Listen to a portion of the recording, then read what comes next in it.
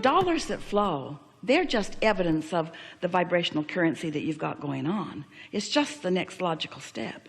But most people have practiced lack of dollars, lack of dollars, lack of dollars. So they'll allow abundance of vitality, or abundance of invigoration, or abundance of friendships, or abundance of love. They'll allow abundance of sunsets. They'll get so good that they'll catch every sunset every single time.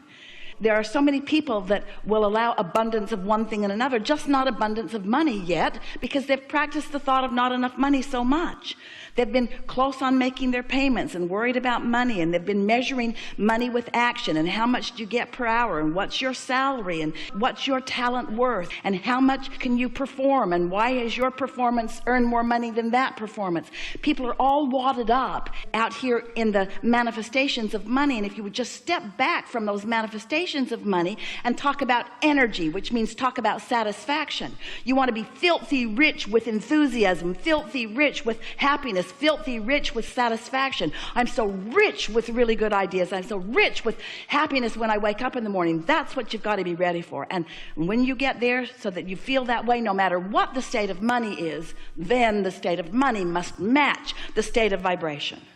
It's law. So it's about really feeling the satisfaction, feeling blessed with the idea, feeling so blessed that the idea came, feeling eager that the idea will flesh out, feeling eager that the idea will blossom into something that feels like an action ready to take. It must be really annoying to anyone who's ready to jump into action to listen to all of this theoretical conversation about laws of the universe and vortexes that you can't see or hear or smell or taste or touch. You've got to find some way that this conversation is satisfying before it can morph into the explosion of what you're talking about.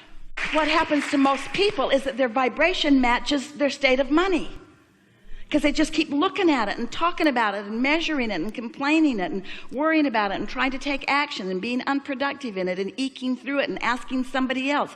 Government, give me money. Mother and dad, give me money. Lawsuit, give me money. Give me this big pile of money. And if you don't have a big pile of money, you're not ready.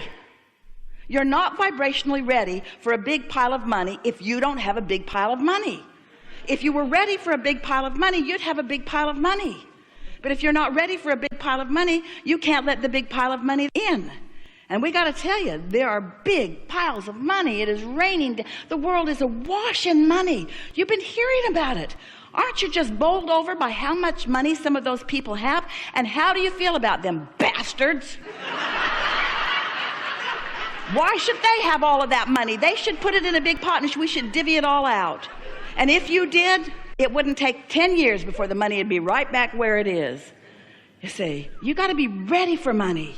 You got to be ready for money, which means you got to be happy without it, which means you've got to be cashing in your vibrational chips.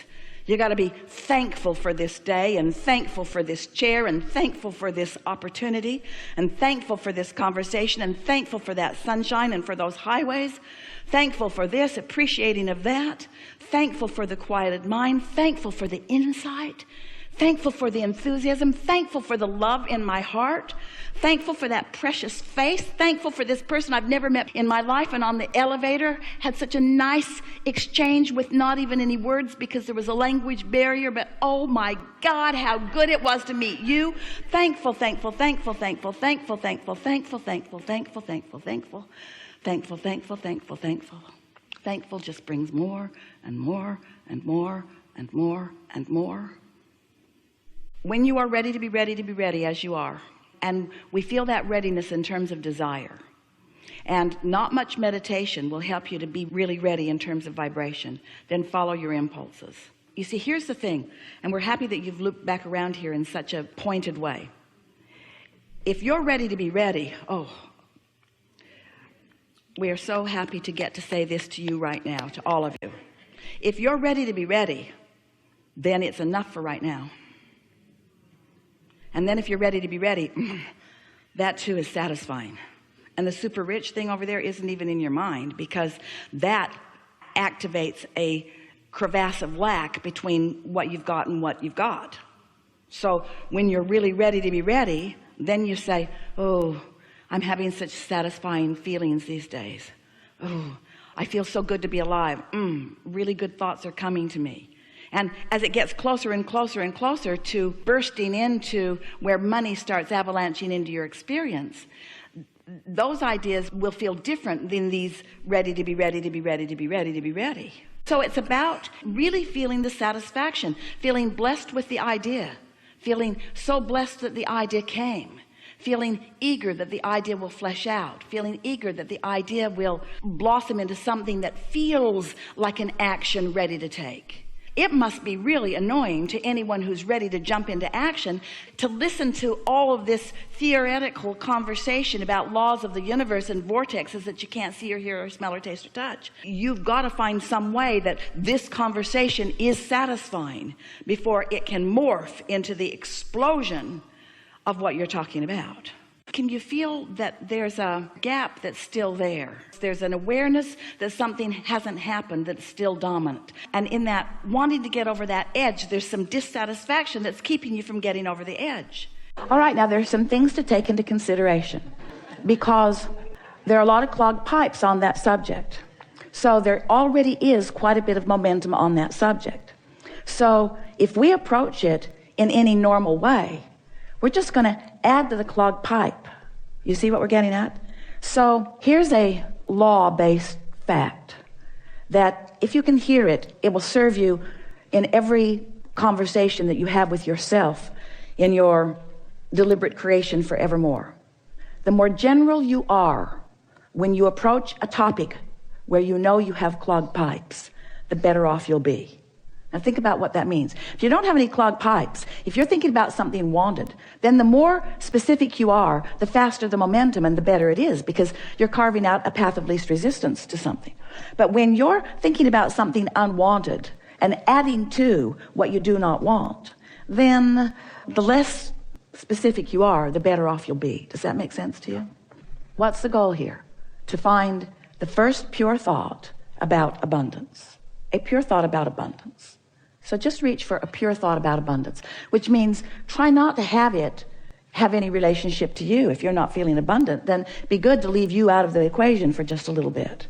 So let's just talk purely about the idea of abundance. So we're going to make a statement to you, really to all of you. This is another refined point, very fine-tuning, deliberate creators that we are visiting with here today.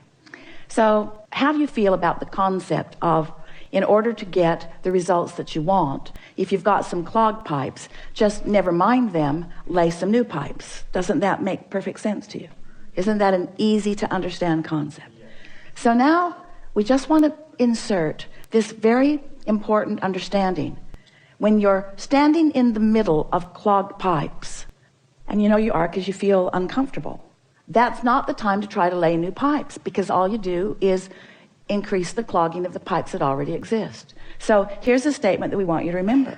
We want you to somehow, some way, and we'll talk more about that as we're moving forward, somehow, some way, get on this high-flying disc. Usually happens first thing in the morning, before things have come to thwart it. Sometimes you don't make it to breakfast. But first thing in the morning is when you're most likely to feel it. And the more you reach for it, the more you care about it, the more you milk it when you are there, the more you will own it, the easier it will be, the more the momentum will be there, the more often you'll be there, the easier it'll be to be there. So let's say you're there, and it doesn't matter if you even know how you got there. Esther was talking to a friend on the telephone the other day, and they got on the subject, and they were laughing so hard. They were laughing so hard that neither one of them could understand what the other one was saying. What? I can't understand you. What? I can't understand you. And so Esther has decided that she never needs to meditate again. She'll just remember that conversation, and she goes right to that high-flying disc. In other words, when you get hold of something that feels like that, just milk it and milk it and milk it and milk it and milk it, and use it for your reason for feeling the way that you're feeling. So here's the statement. We've been teasing you about it. It's time to deliver it to you. Do all of your laying of new pipes from your high-flying disc. All of them from your high-flying disc. This is the way that you find clarity. This is the way you find abundance. You wait until you're in that feeling of high-flying abundance, and then you can approach the subject that's a little more troubling if you want to, understanding that it's risky, but it's only 16 seconds of risky, right? You've got 16 seconds. You've got 16 seconds to let it go or to bring it into alignment. Our favorite story that fits right here. We've got to tell it to you now because it means everything. Sometimes it's like you say to us, Abraham, I've jumped out of an airplane and I have no parachute. What do you suggest that I now do? And we say, hang on, it'll be over in a little while. Because there is a momentum that is happening, that there is not any action that you're going to be able to offer that's going to make any difference. You understand that? So what we're saying to you is, don't struggle, don't fret, don't effort, just crash and burn. It's all right. Because tomorrow you can get up and get on the high-flying disc. Tomorrow you can get up and get on the high-flying disc. Tomorrow you can get up and get on the high-flying disc. Tomorrow you can get up and get on the high-flying disc. And after a few days of tomorrow getting up and getting on the high-flying disc, one day Esther said to us, Abraham, I refuse to accept that I have to wait until tomorrow to get on the high-flying disc. I have tools that you've given me. I can get back up there anytime that I choose to get back up there. So what are we talking about? We're talking about your conscious awareness of your vibrational output, yes? We're talking about your conscious awareness that you are vibrational beings, yes?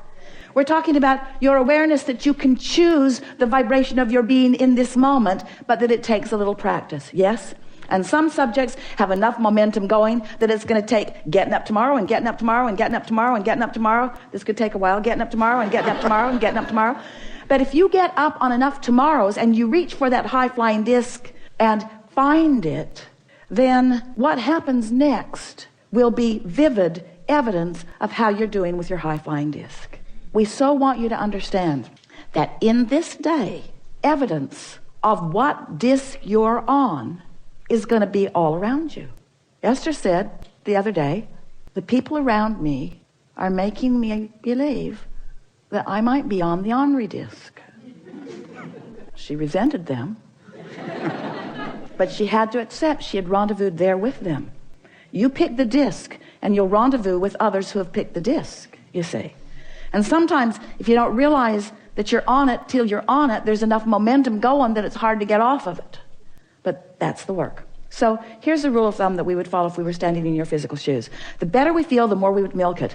The worse we feel, the more we would try to ignore it. That's what Jesus meant when he said, turn the other cheek. Choose your vibration and give it your undivided attention if it feels good. And give it as little attention as you can if it doesn't feel good. So Esther's thinking the other day about the words that we used, and she could feel the poignancy with which we were talking about those clogged pipes in her pond and how they were clogged from neglect. And Esther got this visual image of pipes that she's laid to all kinds of things, wanted and unwanted. And she's got open pipes to unwanted things and open pipes to wanted things. And what keeps them open? Attention to them. Attention to them keeps them open. She's keeping the path of least resistance open to wanted and unwanted things, yes? But if she neglects them, they just clog up from neglect. So it's a new, even better application of this clogged pipe analogy. What paths of least resistance are you carving open every day? I hate that guy. I've always hated that guy. That guy is such a pain. The guy dogs me. I think he stalks me. He's everywhere I go. I don't like that guy. That person at work is everywhere I go, always in my face. Who's keeping the pipes open? That's what we want to ask you. You are. You're always the one who's keeping the pipes open. So if you look around any environment, whether it's the environment of your memory, whether it's the environment of your work, whether it's the environment of your family, whether it's the environment of the people that you are moving through the freeways with, whatever environment that you're moving around in, you are the one who's keeping the pathways open. You're the one that gets to decide.